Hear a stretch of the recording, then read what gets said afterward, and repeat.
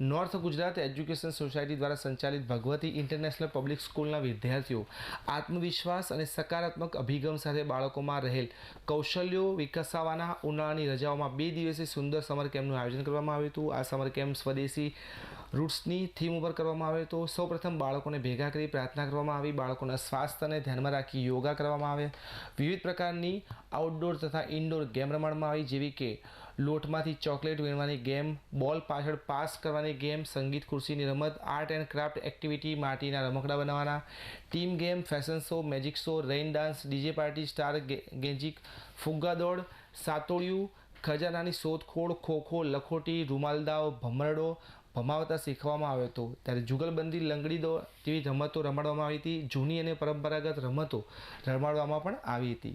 DJ party, fashion show, magic show વગેરે તો બાળકોએ ખૂબ જ ઉત્સાહથી પોતાનો પ્રતિભાવ દર્શાવ્યો હતો।